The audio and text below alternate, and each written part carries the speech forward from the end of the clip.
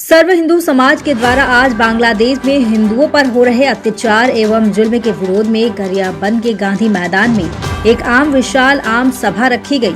आम सभा के बाद आज रैली निकाल करके राष्ट्रपति एवं प्रधानमंत्री के नाम बांग्लादेश के इस कृत्य के विरोध में एक निंदा प्रस्ताव पारित करते हुए गरियाबंद जिला प्रशासन की ओर से तहसीलदार को ज्ञापन सौंपते हुए उपस्थित जनों ने कहा, अगर हिंदुओं पर हो रहे इस अत्याचार को बंद नहीं किया गया तो उग्र आंदोलन किया जाएगा।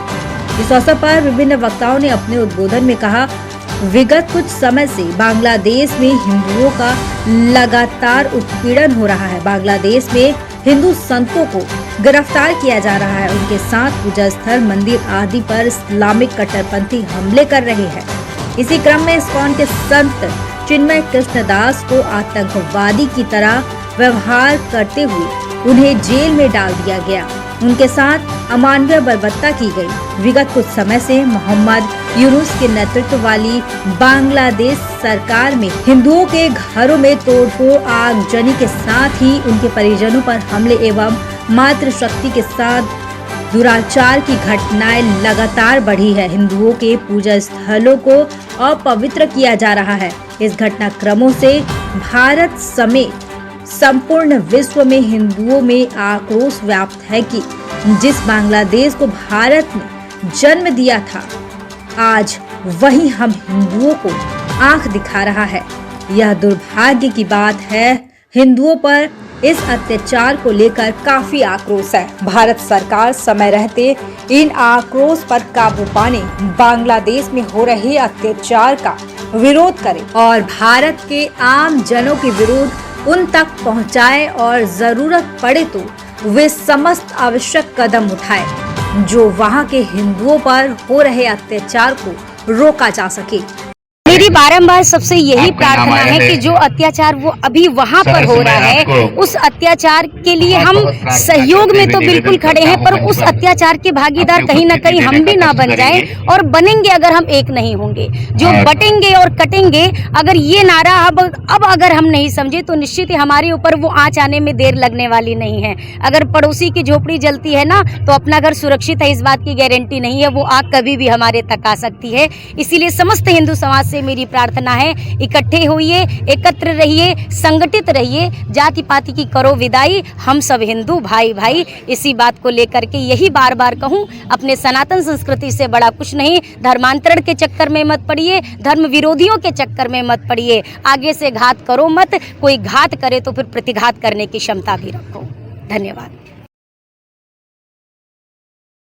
विभिन्न वक्ताओं ने इस विषय पर चिंता करते हुए कहा, जिस बांग्लादेश को भारत ने जन्म दिया है, आज वही आंखें तर्रा रहा है।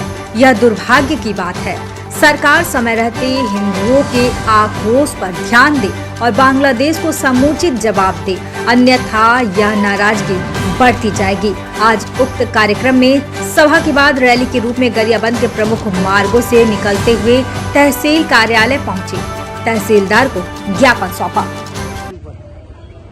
बांग्लादेश में जो वहाँ के अल्पसंख्यक हिंदू समाज के साथ जो अत्याचार हो रहा है और बांग्लादेश में हिंदुओं को वहाँ से मार के भगा रहे हैं, माँ बहनों के साथ बलात्कार की घटना की जा रही है, हिंदुओं के वहाँ पर जो बैंक के खाते को स्विच किया जा रहा है, घर में घुस करके जबरदस्ती निकाल के मार रहे हैं और उसके ऊपर में देशद्रोही मुकदमे लगाकर निर्दोष हिंदुओं को जेल में बंद किया जा रहा है। निश्चित है पूरे विश्व में मानवता को शर्मसार करने वाली घटना हो रही है।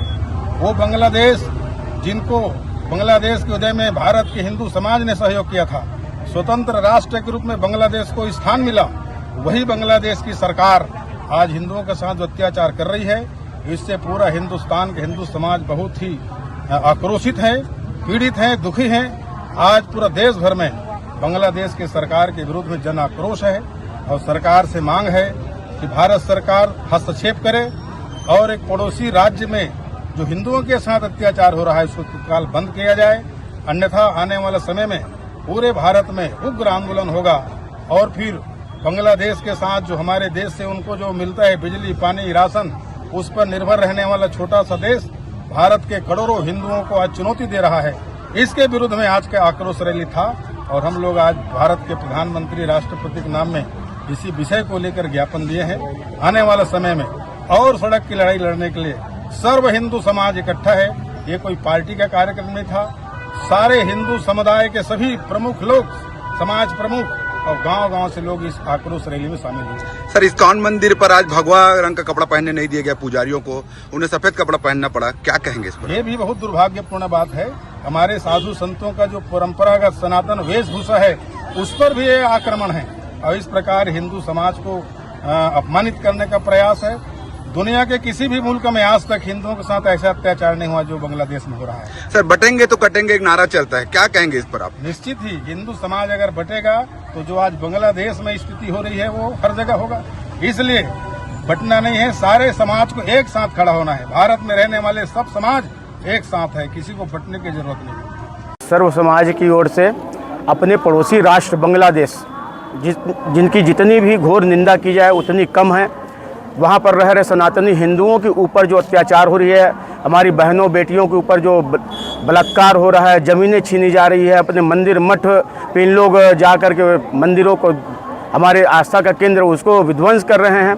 और साथ ही वहाँ पर जो हमारे जो इस्कॉन मंदिर के जो चिन्मयानंद जी वहाँ के जो मठाधीश है उनके ऊपर राष्ट्रद्रोह लगा करके उन्हें गिरफ्तार किया जा रहा है।